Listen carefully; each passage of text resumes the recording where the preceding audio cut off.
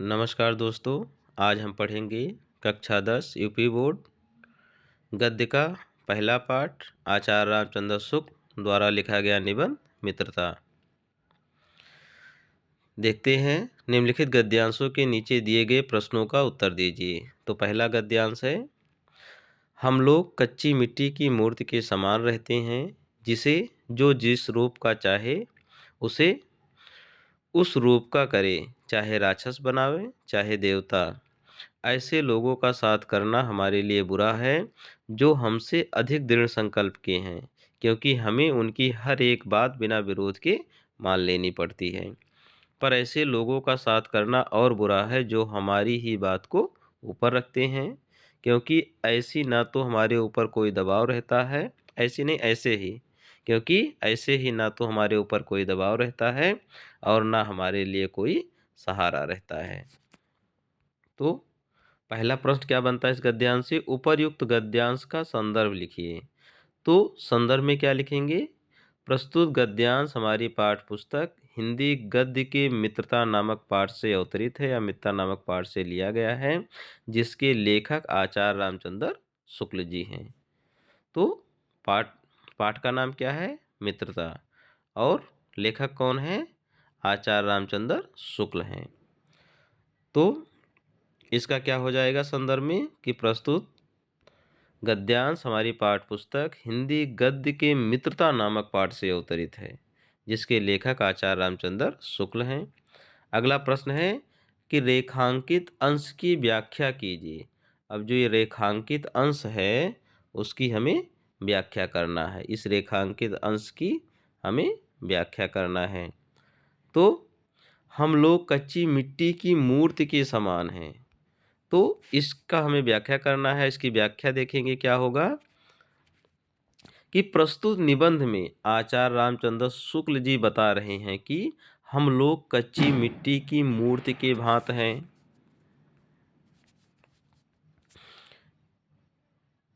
कि हम लोग कच्ची मिट्टी की मूर्ति की भांत हैं, जिसे चाहे जो स्वरूप दे दे, चाहे राक्षस बना दे चाहे देवता, क्योंकि बाल्यावस्था में हमारा चित्त अत्यंत कोमल और हर तरह के संस्कार को ग्रहण करने में सक्षम होता है। हमारे भाव अपरिमार्जित रहते हैं और हमारी प्रवृत्ति भी अपरिपक्व रहती है। ऐसे समय में हमें ऐसे लोगों से मित्रता नहीं करनी चाहिए जो हमसे अधिक दृढ़ संकल्प के हैं, क्योंकि हम उनकी एक बात को विरोध नहीं कर पाते और सहर्ष स्वीकार कर लेते हैं। अगला प्रश्न है, हमें किन लोगों का साथ नहीं करना चाहिए। तो हमें ऐसे लोगों का साथ नहीं करना चाहिए जो हमसे अधिक दृढ़ संकल्प के हैं। अगला गद्यांश देखते हैं। दूसरा गद्यांश क्या है कि विश्वास पात्र मित्र से बड़ी रक्षा रहती है, जिसे ऐसा मित्र मिल जाए उसे समझना चाहिए कि खजाना मिल गया। विश्वास पात्र मित्र जीवन की एक औषध है। हमें अपने मित्रों से यह आशा रखनी चाहिए कि वह उत्तम संकल्पों में से दृढ़ करेंगे, वह अपने उत्तम संकल्प से हमें दृढ़ करेंगे, दोषों और त्रुटियों से हमें बचाएंगे, हमारे सत्य पवित्रता और मर्यादा के प्रेम को पुष्ट करेंगे।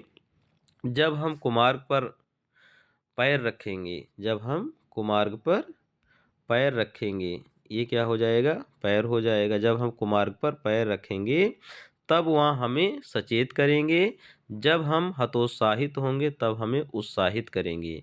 सारांश यह है कि हमें उत्तमता पूर्वक जीवन निर्वाह करने में हर प्रकार से सहायता देंगे। सच्ची मित्रता में उत्तम से उत्तम वैद्य से निपुणता और परख होती है।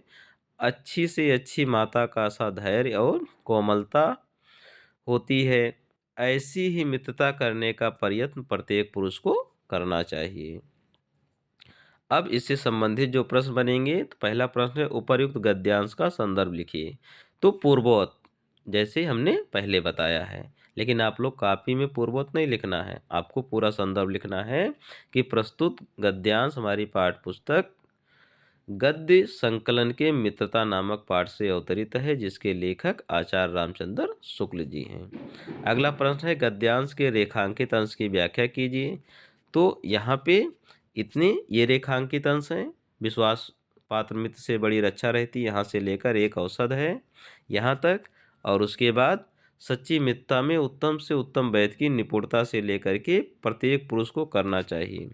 तो इसकी हमें व्याख्या करना है, तो व्याख्या में लिखेंगे आचार्य रामचंद्र शुक्ल जी कहते हैं कि सच्ची मित्रता उत्तम जीवन निर्वाह में बहुत सहायक सिद्ध होती है। सच्चे मित्र की तुलना उत्तम वैद्य से किया जा सकता है। वैद्य अपने कार्य में कुशल और जानकार होता है, उसी तरह सच्चा मित्र अपने मित्र की अच्छाई और बुराइयों को परखकर कुशलतापूर्वक बुराइयों से मुक्त कराने और उसकी अच्छाइयों को बढ़ाने में सहयोग करता है। इतना ही नहीं, अच्छा मित्र अच्छी माँ जैसा धैर्यवान होता है, व्यवहार में कोमल होता है।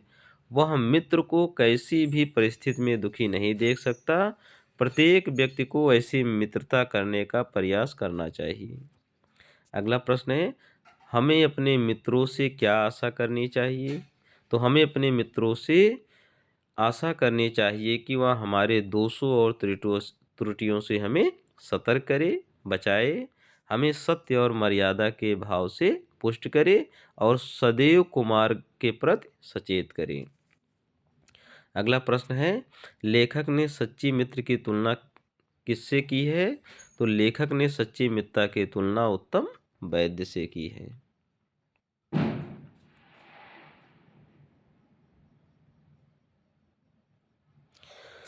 अगला पैरा अगर आप देखते हैं, मित्र केवल उसे नहीं कहते जिसकी गुणों की तो हम प्रशंसा करें, परंतु जिससे हम स्नेह ना कर सके, जिससे अपने छोटे मोटे काम तो हम निकालते जाएं, लेकिन भीतर ही भीतर घृणा करते रहें। मित्र सच्चे पथ प्रदर्शक के समान होना चाहिए, जिस पर हम पूरा विश्वास कर सकें। भाई के समान होना चाहिए, जिसे हम अपना प्रीत पात्र बना सके। हमारे अपने मित्र के बीच सच्ची सहानुभूति होनी चाहिए, ऐसी सहानुभूति जिससे हम एक के हानि लाभ को दूसरा अपना हानि लाभ समझे। एक मित्र को हानि लाभ हो तो दूसरा भी उसे अपना ही हानि लाभ समझे। मित्रता के लिए आवश्यक नहीं है कि दो मित्र एक ही प्रकार के कार्य करते हों या एक ही रुचि के हों। इसी प्रकार प्रकृति और आचरण का समानता भी आवश्यक या वांछनीय नहीं है। अब पहला प्रश्न क्या है, उपर्युक्त गद्यांश का संदर्भ लिखिए। तो संदर्भ क्या होगा? पूर्वज जैसे हमने बताया कि प्रस्तुत गद्यांश हमारी पाठ्यपुस्तक गद्य संकलन के मित्रता नामक पाठ से अवतरित है, जिसके लेखक आचार्य रामचंद्र शुक्ल जी हैं। अब ये जो गद्यांश है, गद्यांश में जो रेखांकित अंश है उसकी हमें क्या करना है? व्याख्या करना है। रेखांकित अंशों की व्याख्या करना है। तो इसकी हम व्याख्या देख लेंगे। तो आचार्य रामचंद्र शुक्ल जी कहते हैं कि केवल प्रशंसनीय व्यक्ति को हम सच्चा मित्र मान ले तो यह बड़ी भूल होगी। जो हमारी प्रशंसा करे और उसको हम मित्र मान ले तो यह हमारी सबसे बड़ी भूल होगी। मित्रता में स्नेह होना प्राथमिक आवश्यकता है। जिससे हम स्नेह न कर सके वह कदापि, ये क्या हो जाएगा? कदाप हो जाएगा। कदाप मित्र नहीं है। भले ही उसके कई गुणों से प्रभावित होकर हम उसकी प्रशंसा करते फिरते रहें और उससे अपने छोटे मोटे काम निकालते रहें, परंतु ऐसे व्यक्ति से हम मन ही मन ईर्ष्या करें, उसकी हानि की कामना करें। जिसे हम मन ही मन घृणा करते हैं, उसे कैसे हम मित्र कह सकते हैं? सच्चा मित्र तो हृदय के बहुत निकट होता है। जैसे एक पथ प्रदर्शक सही रास्ता बताता है, वैसे ही सच्चा मित्र जीवन को सच्चे मार्ग की ओर प्रेरित करता है। जिस पथ पर चलकर मित्र उन्नत के शिखर पर पहुंचता है, मित्रों के बीच परस्पर सहानुभूति होती है, सहानुभूति होनी चाहिए, परस्पर विश्वास होता है। मित्र तो भाई के समान होता है, गहरी एकता होती है, वहीं प्रिय मित्र होता है। अतः मित्रों के बीच इतनी गहरी सहानुभूति और प्रेम होना चाहिए कि वह एक की हानि और लाभ को अपना हानि लाभ समझे। मित्र की हानि तो अपनी हानि, मित्र का लाभ तो अपना लाभ समझना और अनुभव करना सच्चे मित्र की पहचान होती है। तो सच्चे मित्र की पहचान क्या है? कि मित्र की हानि तो अपनी हानि, मित्र का लाभ तो अपना लाभ समझना और अनुभव करना ही सच्चे मित्र की पहचान है। मित्रता के लिए रुचि की समानता या कार्य समानता आवश्यक नहीं है। एक ही रुचि के मित्र हों, एक ही कार्य करते हों, ये मित्रता के लिए आवश्यक नहीं है। इसी तरह प्रकृति और आचरण की समानता भी आवश्यक नहीं है। अगला प्रश्न है, हमारी और हमारे मित्र के बीच कैसी सहानुभूति होनी चाहिए? तो हमारे और हमारे सच्चे मित्र के बीच ऐसी सहानुभूति होनी चाहिए कि एक दूसरे की लाभहानि को एक दूसरा अपना लाभहानि समझे। अगला पैराग्राफ है, यह कोई बात नहीं कि एक ही स्वभाव और रुचि के लोगों में ही मित्रता हो सकती है। समाज में भिन्नता देखकर लोग एक दूसरे की ओर आकर्षित होते हैं। जो गुण हम में नहीं है, हम चाहते हैं कि कोई ऐसा मित्र मिले जिसमें वह गुण हो। चिंताशील मनुष्य प्रफुल्लित चित्त का साथ ढूंढता है, और जो निर्बल होता है वो बली, और जो धीर होता है, धीरे नहीं, ये क्या हो जाएगा, ये धीर हो जाएगा।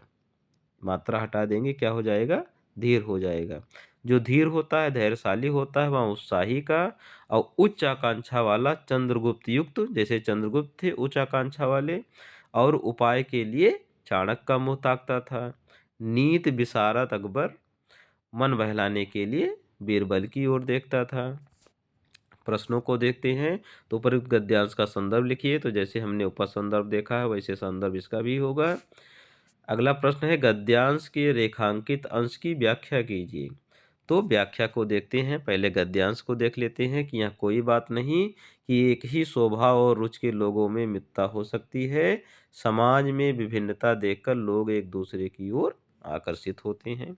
तो इसी की हमें व्याख्या करना है। तो व्याख्या में देखेंगे कि प्रस्तुत अवतरण में आचार्य रामचंद्र शुक्ल कहते हैं कि मित्रता के लिए स्वभाव और समान रुचि वालों में ही परस्पर मित्रता हो सकती है, यह धारणा उचित नहीं है। विपरीत स्वभाव और विपरीत रुचि की समरूपता आवश्यक नहीं होती है। कुछ लोग सोचते हैं कि समान स्वभाव और समान रुचि रखने वालों में ही परस्पर मित्रता हो सकती है, यह धारणा उचित नहीं है। विपरीत स्वभाव और विपरीत रुचि रखने वालों में भी घनिष्ठ मित्रता हो सकती है। लोग विभिन्नता देखकर भी परस्पर आकर्षित होते हैं। इसका कारण अभाव है। जैसे दुर्बल व्यक्ति उत्साही बलवान की तरफ, जो दुर्बल होता है वो सोचता है हमारी दोस्ती हमारी मित्रता बड़े लोगों से ही, और जो दुखी व्यक्ति होता है वो सोचता है कि हमारी मित्रता प्रसन्नचित्त व्यक्ति की तरफ आकर्षित होता है, यानी हमारी मित्रता प्रसन्नचित्त व्यक्ति से हो। अगला प्रश्न है, लेखक के अनुसार समाज में विभिन्नता देखकर लोग एक दूसरे की ओर क्यों आकर्षित होते हैं? तो आंसर में क्या होगा, लेखक के अनुसार समाज में विभिन्नता देखकर अपने अभावों को यानी अपने कमी को भरने के लिए विपरीत गुणों की तरफ लोग आकर्षित होते हैं। आगे के गद्यांश हम अगले वीडियो में देखते हैं। धन्यवाद।